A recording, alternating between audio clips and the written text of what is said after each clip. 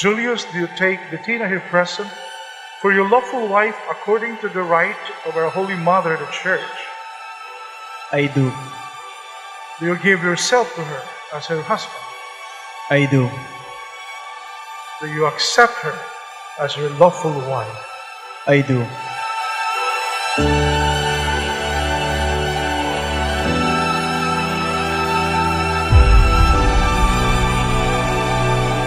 I love you na. Ma, Happy birthday. thank you, Ma.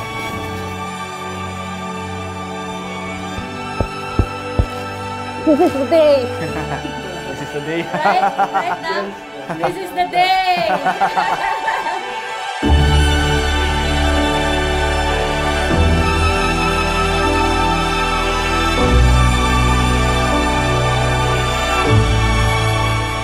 I know you always say that I'm your greatest gift, but today, I want to give you something special to remember this day. Having our church wedding the same date as our civil wedding and your birthday has its perks. I can't wait to see you and marry you later. I love you very much. Love, Bets.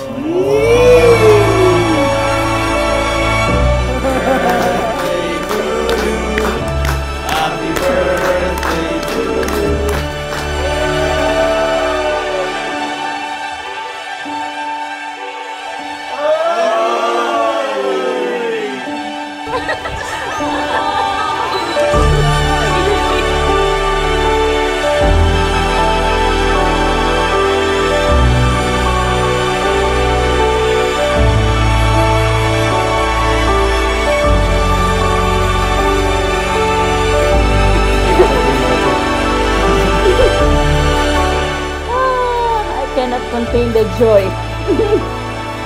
This is our day.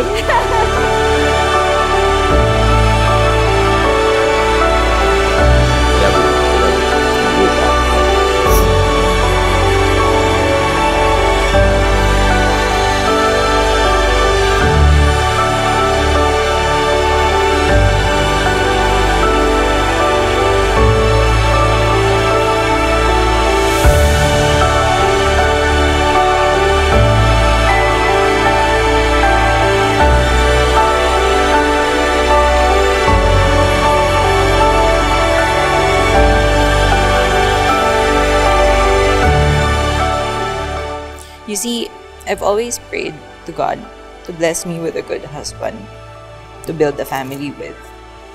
That has been my prayer every day since I was 13 years old.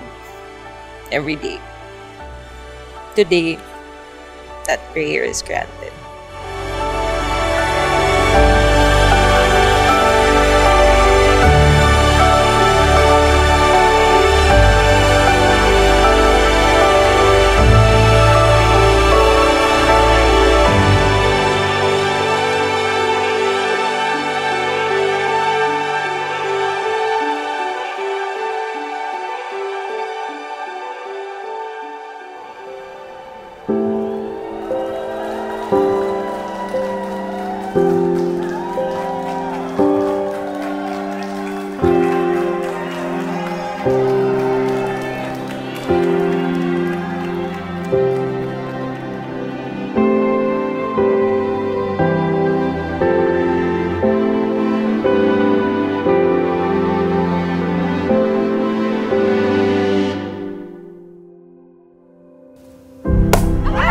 If you ever start doubting, and it's hard to Guys, welcome to the family. Kahit na ever since I met you, alam ko, sister na talaga kita. Love you!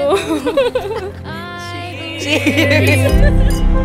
when you're tired of fighting, and it feels like you're broken.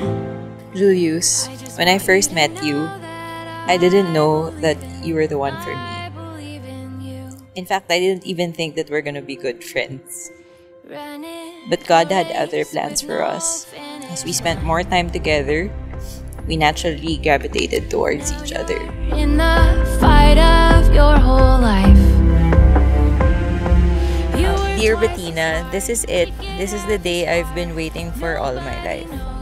I've never been this excited and I can't wait to finally marry you. I'll see you in a bit. I love you very much. Love, your husband. Husband. If you ever start down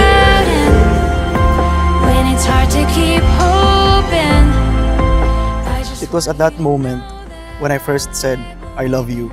Or to be exact, I said, mahal kita habits. That I knew that I wanted to marry you.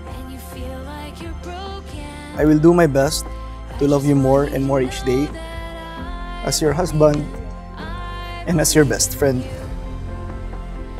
I can't imagine my life without you, and every day, I will choose you for as long as I have a breath to breathe.